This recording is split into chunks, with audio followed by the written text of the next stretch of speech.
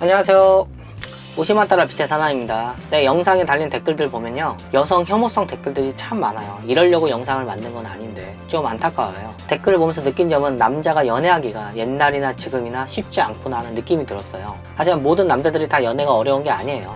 부익부, 빈익빈 잘하는 놈들은 잘합니다. 그리고 댓글들 보면 이렇게 피곤하게 연애할 바에 그냥 혼자 편하게 즐기면서 살란다 라는 댓글들이 참 많아요. 뭐 다 틀린 말은 아닙니다. 자기가 현재 즐거우면 되는 거예요. 그리고 내가 여자 만난 영상 댓글들 보면은 현실에서 실행하기 힘들다 이런 댓글들이 많아요. 맞아요. 현실에서 실행하기 힘든 방법입니다. 일단 내 키가 작아요. 뭐 하나 내세울 거 없고 이런 내가 아무것도 안 하잖아요. 그럼 진짜 아무 일도 안 일어납니다. 내가 아무것도 안 하면 평생 아무 일도 일어나지 않고 살다 가는 거예요. 그냥 남 잘 되는 거 보면서 부러워만 하다가 저 세상 가는 거죠. 일반 사람들이 왜 성공하기 힘든지 아세요? 어설프게 똑똑해서입니다. 확실한 보상을 받을 수 있는 상황에서만 움직여요. 노동을 하고 일당을 보상으로 무조건 받아요. 서 있건 누워 있건 결국 일한 시간만큼 시급이 나옵니다. 회사가 망하지 않는 한 매달 월급으로 내 노동의 대가를 보상받아요. 하지만 창업은 내가 노력했다고 그 보상이 100% 주어지지 않아요. 열심히 노력했음에도 벌기는커녕 빚을 질 수도 있어요. 그래서 창업을 두려워하는 거고 창업을 도전이라고 하는 겁니다. 연애도 마찬가지예요. 아주 이쁜 여성이 있으면 어떤 그저 그런 몹쓸 수컷이 이렇게 살짝 다가와서 수작을 겁니다. 수작을 걸다 여성한테 까여요. 그 모습을 본 나는 그럼 그렇지. 채일 줄 알았어. 저런 애가 너한테 넘어가니? 대시하다 까인 남자를 속으로 비웃지만 얼마 후에 대시하다 까인 남자는 아주 이쁜 여자는 아니어도 그보다 한 단계 낮은 아주 이쁜 여자 또는 보통 이상의 여자를 사귈 거예요. 결국 누군가를 만나요. 정말 이쁜 여자한테도 자연스럽게 말을 거는 남자라면요, 다른 여자한테도 자연스럽게 다가갈 수 있겠죠. 하지만 난 아무것도 안 했기에 내 주변엔 아무것도 없습니다. 내가 할 수 있는 건 그냥 입만 나불대는 거. 사람 많은 데서 말 걸다 차이느니 안 한다. 저런 여자는 남자친구가 무조건 있다. 등등. 결국 용기 없는 이 내 행동을 자기 합리화하는 거죠. 우리가 노력을 해도 보상이 형편없거나 아예 없을 수도 있어요. 하지만 내가 앞에 영상에서 이야기했듯이 어떤 일을 했을 때 아무런 소득이 없어도요, 이 경험은 100% 얻는다고 이야기했습니다. 이 경험이 쌓이면 사람이 노련해지고요, 눈치가 빨라지고 처세술이 생깁니다. 우리는 학교 다닐 때 역사를 배울 때도요, 한 부분만 배워요. 세계대전이 왜 일어났는지, 임진왜란이 왜 일어났는지 그 역사를 배워서 알고는 있는데 정확히 왜 그런 사건이 일어났는지 이유는 몰라요. 하지만 우리는 임진왜란의 이순신 장군, 2차 세계대전의 주범 히틀러를 알기에 많이 알고 있다고 착각을 합니다.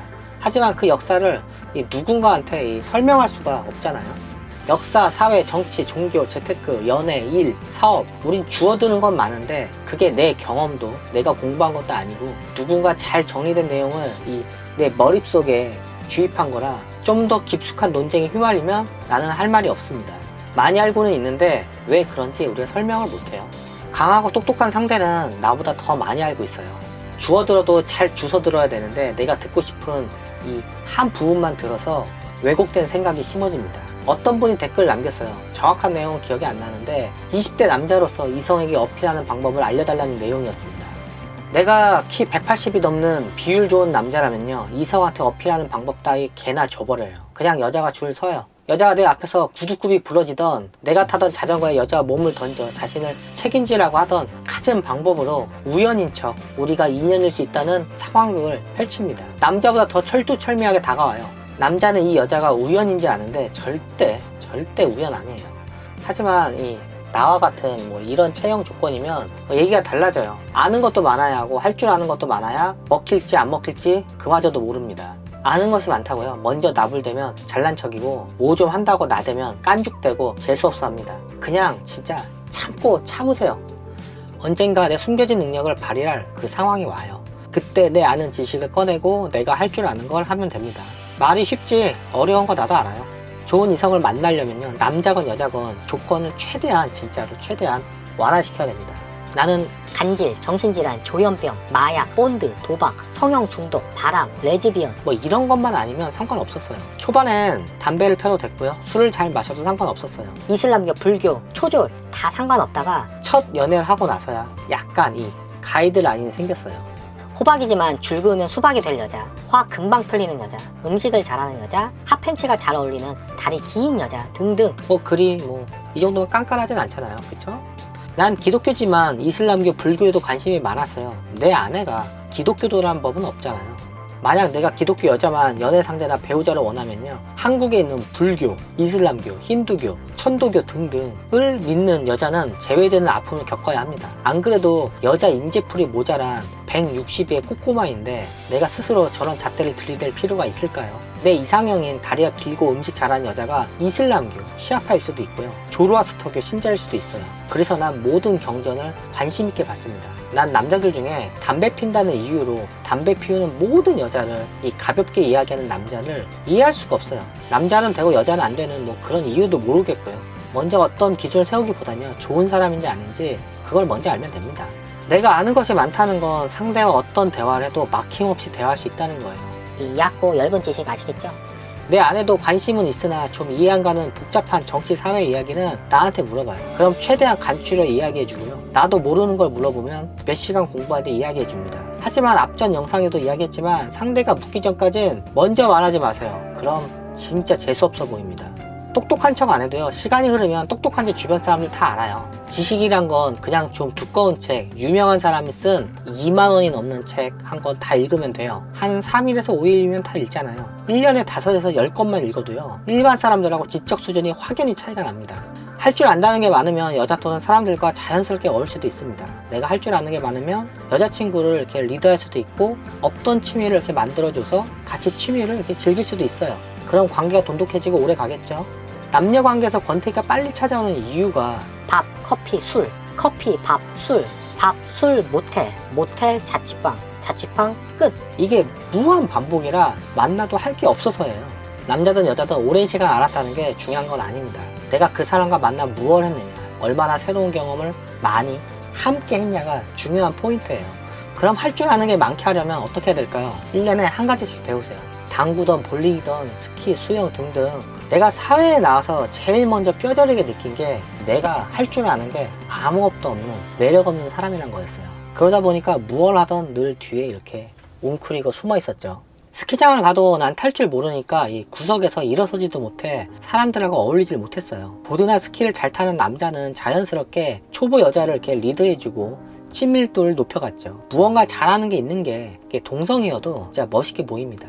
난 기본적으로 수영, 스키나 보드 이런 계절 운동은 꼭 배웠으면 합니다. 일반적인 사람들이 보편적으로 하는 레포츠들 있잖아요. 볼링은 사회생활하면 직장, 회식 후 남녀노소 섞여서 아주 가끔 하잖아요. 사진은 누구나 보편적으로 할 수 있는 취미 활동이고요.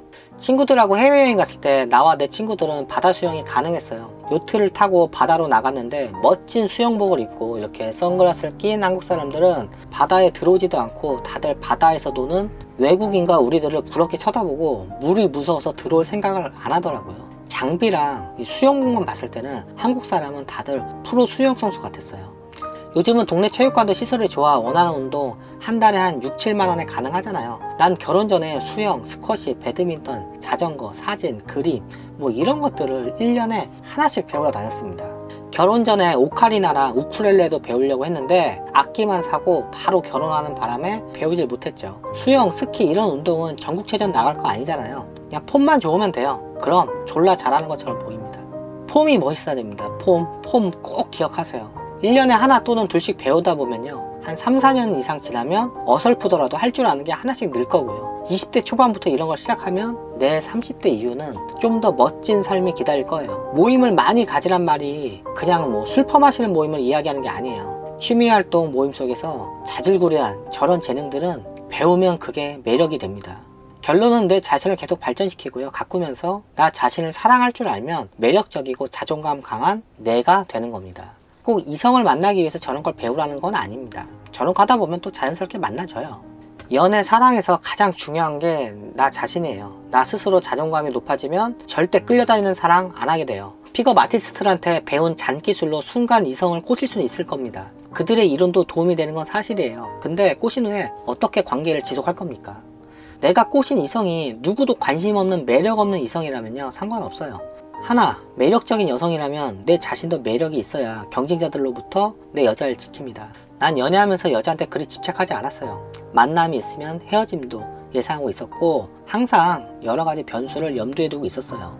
뭐 바람, 뭐 변심 이런 거. 싫은데 이유 없고 좋은데 이유 없는 겁니다. 나도 처음 똥인지 된장인지 모를 때야 찌질한 만남을 했는데 시간이 지나면서 여자친구 만날 때 슬리퍼 신고 나갈 정도로 자신감이 정말로 폭발했어요. 내가 좋은 사람이 되고요, 다양한 사람들과 교류하면서 평판이 좋으면요, 소개팅 자리가 많이 들어와요. 물론 일하고 집에 오면 쉬고 싶지 저런 거 할 에너지가 남아있지 않아요. 시간, 돈도 들고요. 하지만 의지가 있다면 요즘은 너무나도 잘 되어 있어서 작은 돈으로 자잘한 취미 활동을 할 게 많아요. 비싼 자전거 동호회 뭐 이런 거 말고요, 취미도 내가 꾸준히 할 수 있다는 판단이 설 때 그때 돈을 쓰세요. 솔직히 30대 후반 넘어서 연애하기 힘든 거 인정합니다. 어설프게 아무나랑 결혼하느니 혼자 사는 게 낫다고 나도 생각해요. 그리고 혼자 너무 오래 있다 보면요, 옆에 사람 있는 게 신경 쓰이고 귀찮아요. 하지만 20대라면 그래도 한번 다양한 도전을 해봤으면 해요. 그냥 아무것도 안 하다 30대가 되지 마세요.